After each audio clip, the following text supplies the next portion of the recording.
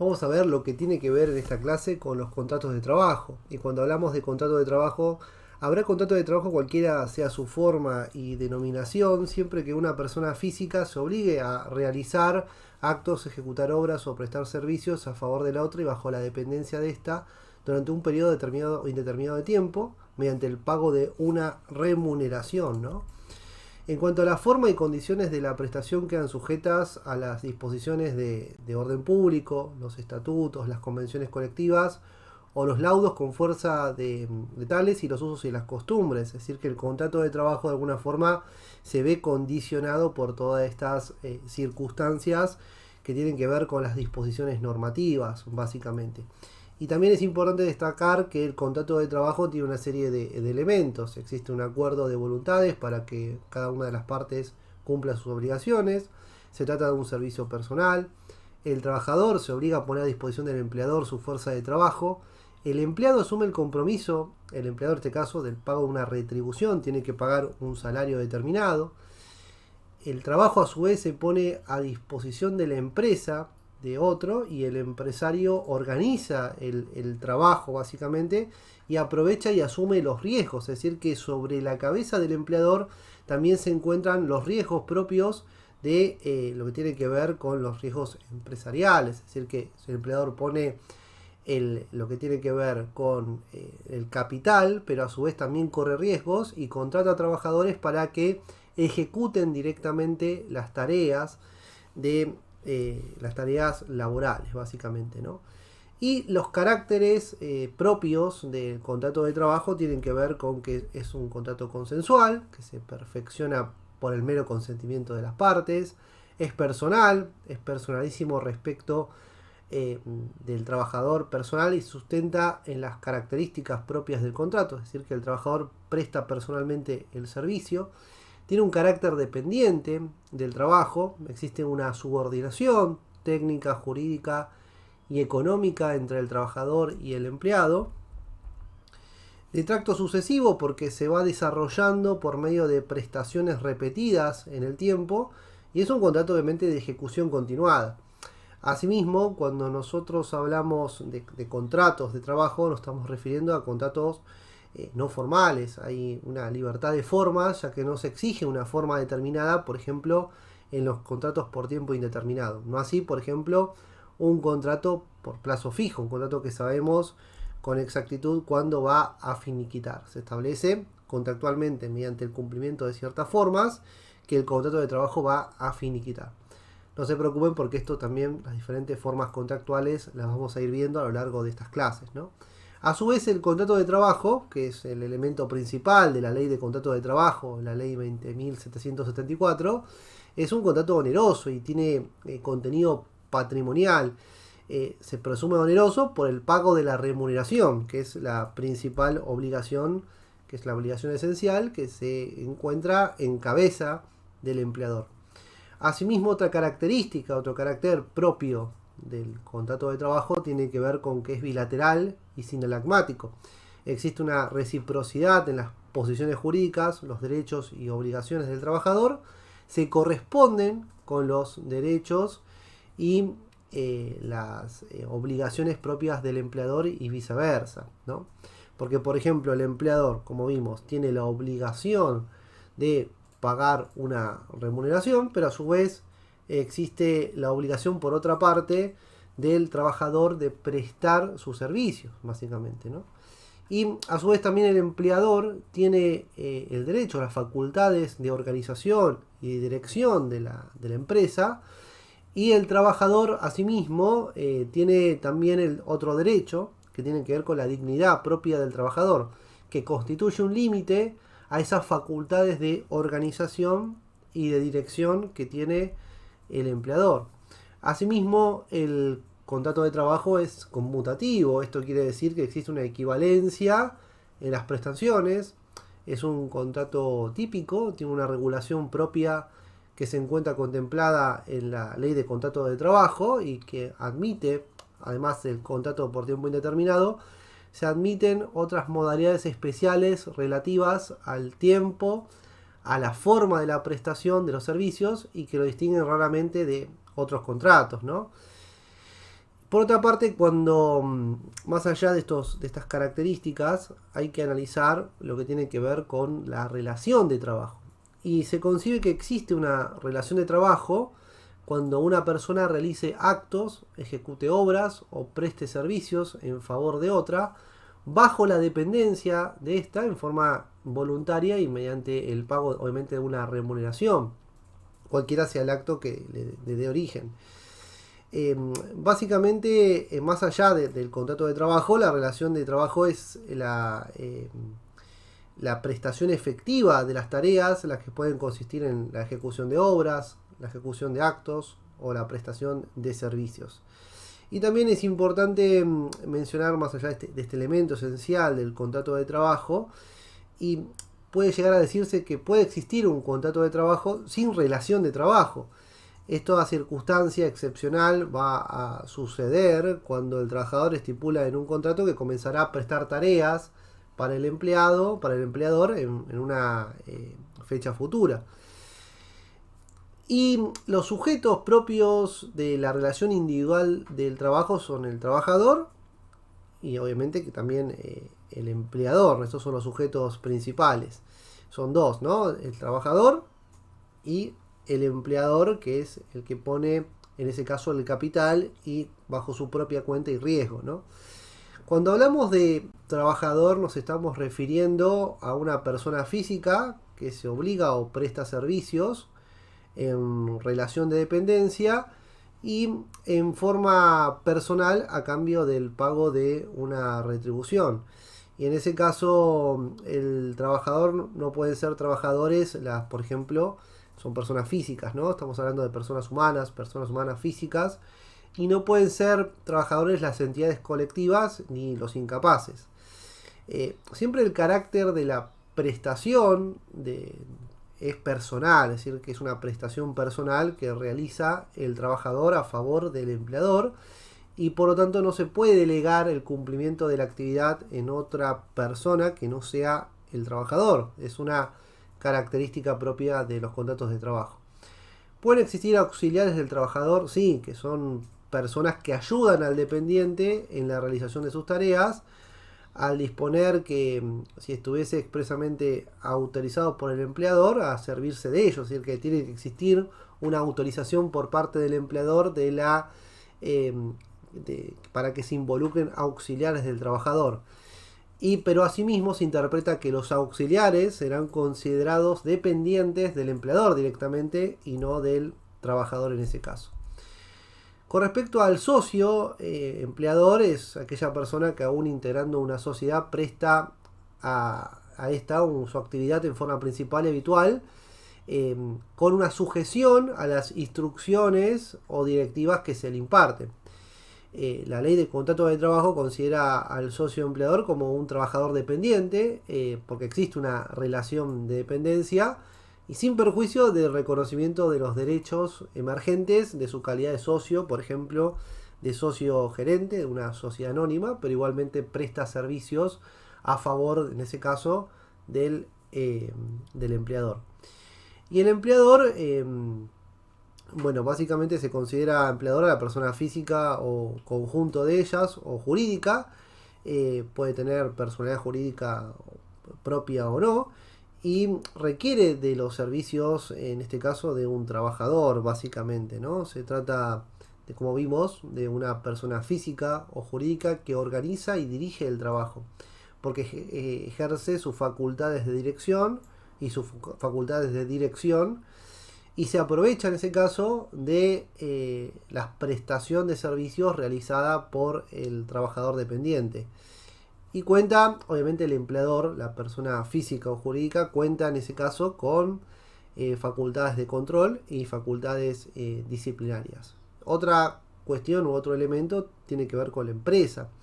Que la empresa en realidad es una organización instrumental de medios personales, materiales e inmateriales, ordenados bajo una dirección para el logro de ciertos fines económicos, principalmente la obtención de ganancias, ciertos beneficios de carácter o de naturaleza dineraria, ¿no?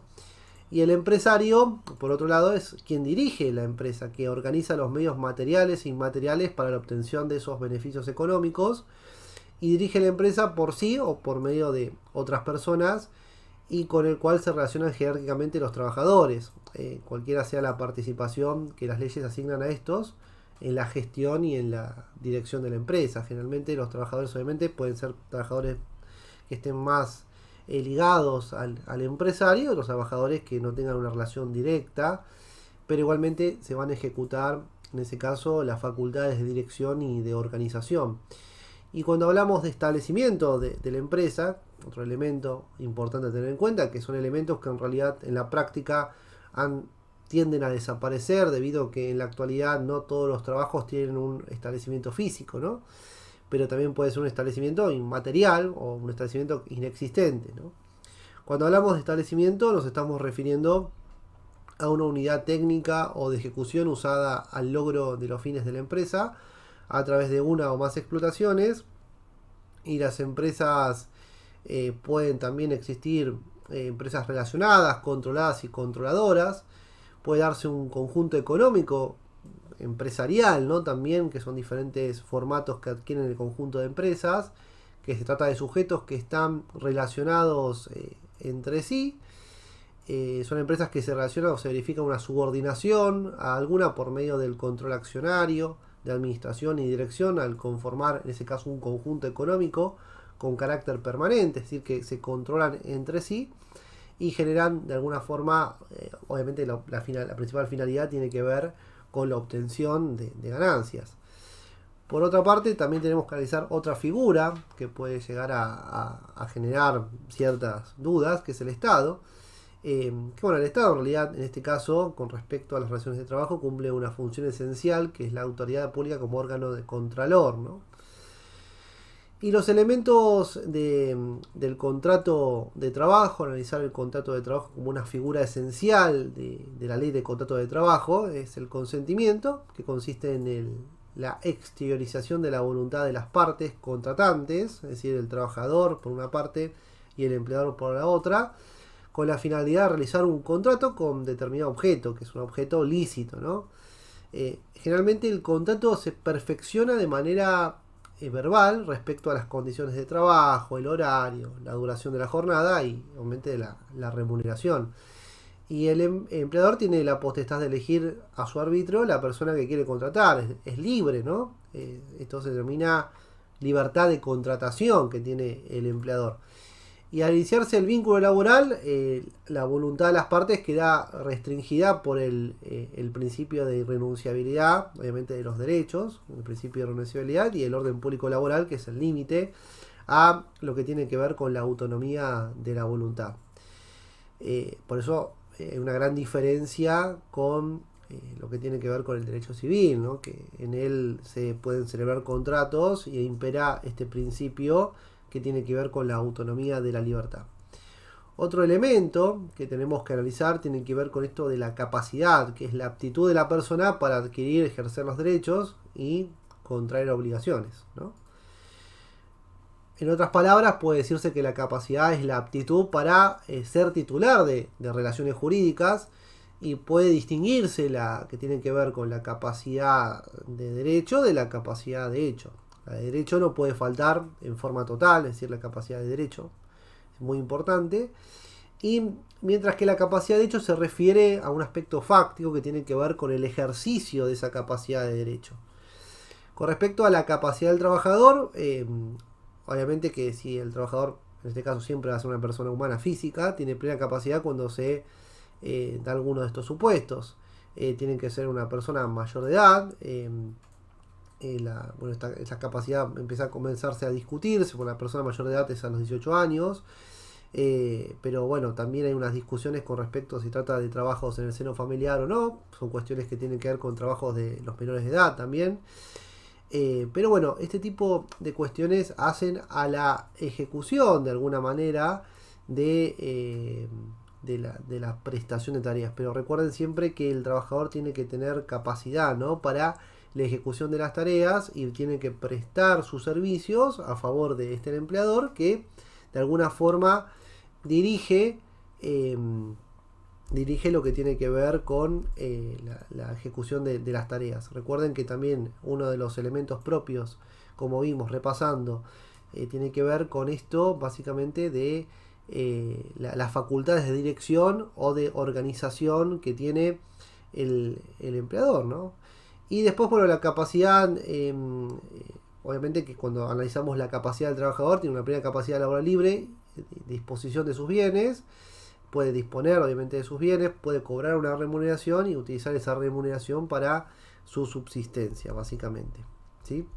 Esos son elementos que se pueden llegar a ir suscitando a medida que se va ejerciendo las actividades. Después, bueno, también se habla de el trabajo de mujeres, que en realidad en la actualidad esto tiene que ser modificado, la ley de contrato de trabajo, porque se establecían ciertos límites al trabajo de mujeres, pero en realidad en la actualidad, como estamos analizando todo desde un punto de vista más tendiente a la perspectiva de género, creía que esto de la limitación del trabajo de mujeres tiene que ir desapareciendo paulatinamente, ¿no?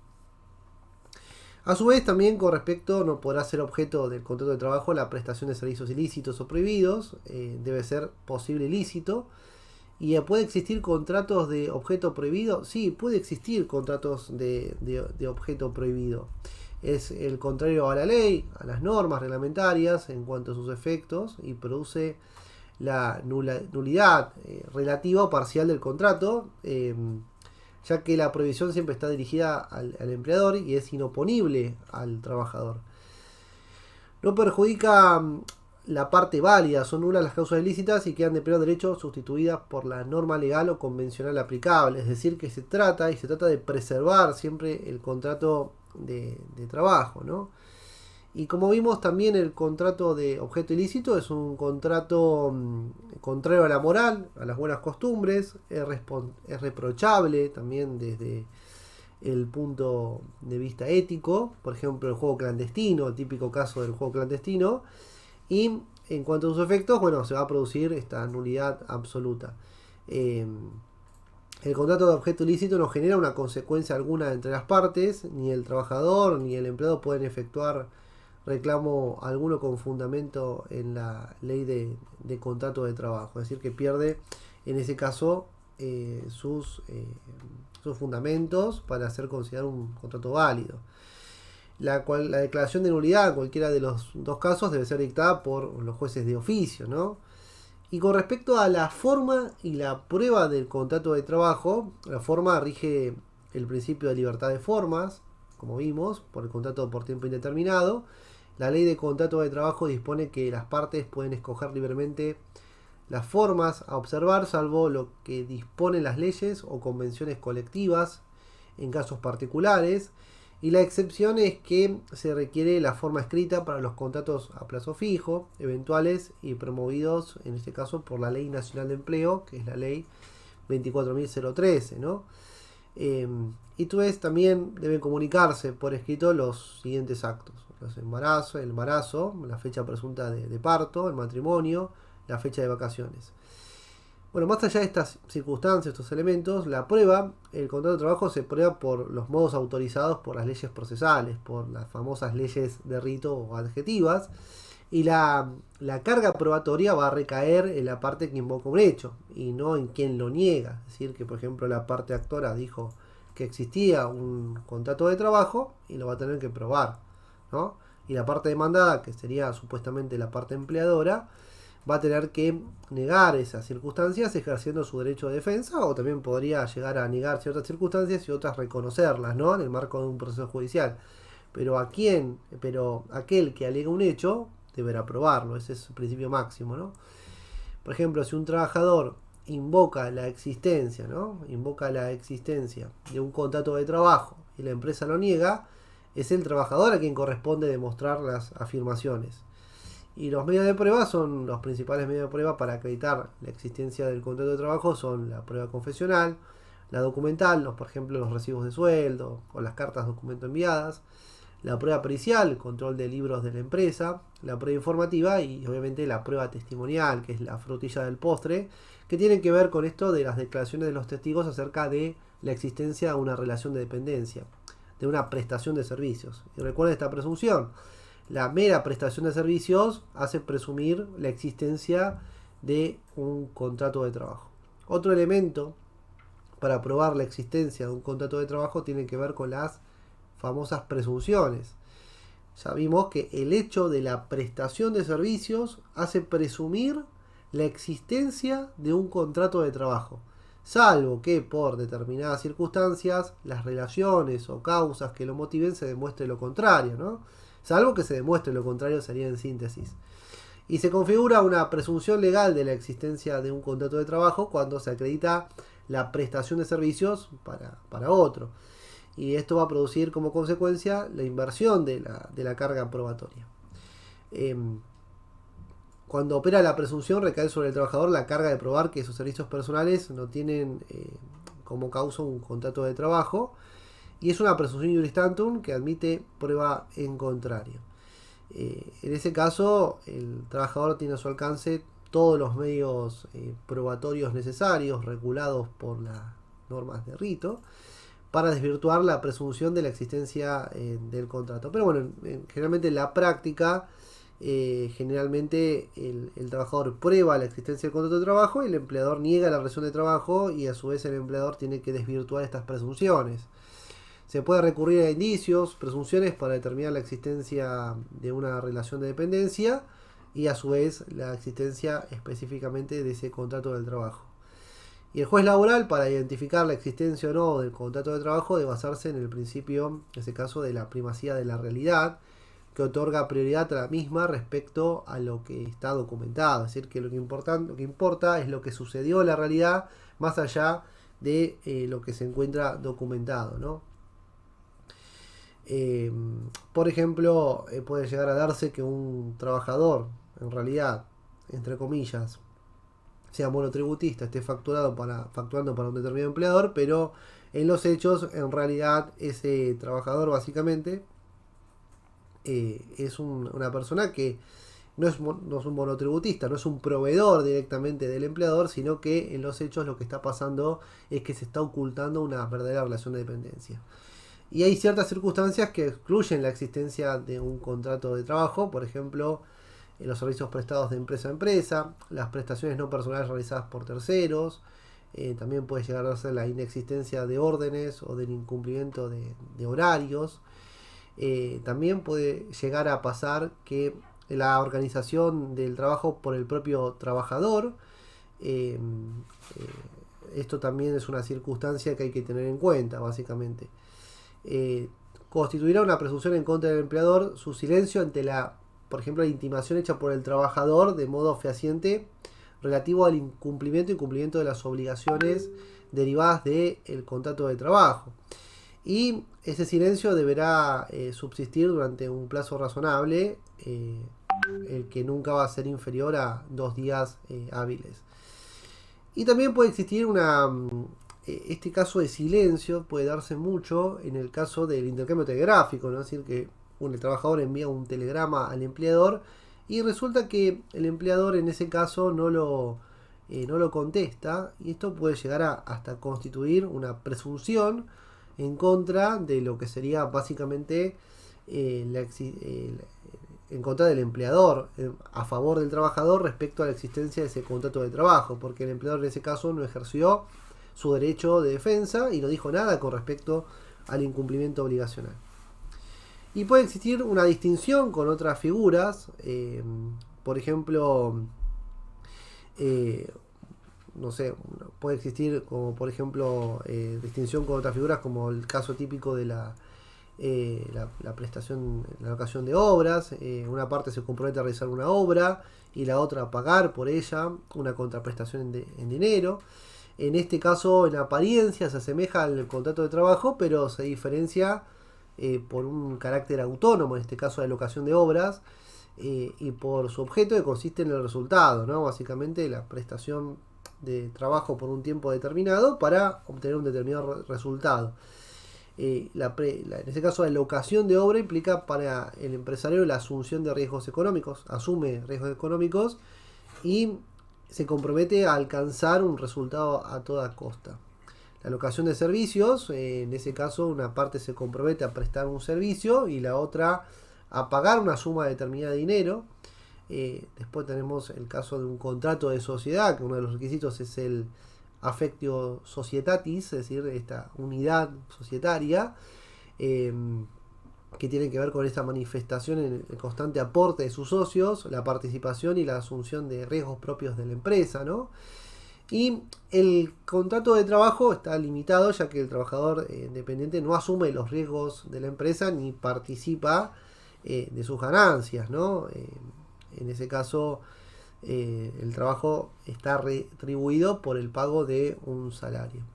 El contrato de mandato es un contrato por el cual una persona se obliga a administrar uno o más negocios lícitos de comercio que la otra le encomienda, y en este contrato las partes se ponen, en ese caso, de acuerdo respecto a la ejecución de la obra, mandato o servicio, pero queda a disposición del localizador el modo de cumplir con el mandato, ¿no? Es decir, que en ese caso hay una relación de mandato, pero lo que lo diferencia con el contrato de trabajo es que el dependiente en el contrato de trabajo siempre se somete al poder de dirección del empleador, y al modo que determina para su ejecución, y no carece totalmente de autonomía. Bueno, espero que esta clase les haya servido. Les mando un fuerte abrazo y seguidamente continuaremos con las clases respecto al derecho laboral de fondo, de acuerdo a los programas universitarios. Les mando un fuerte abrazo.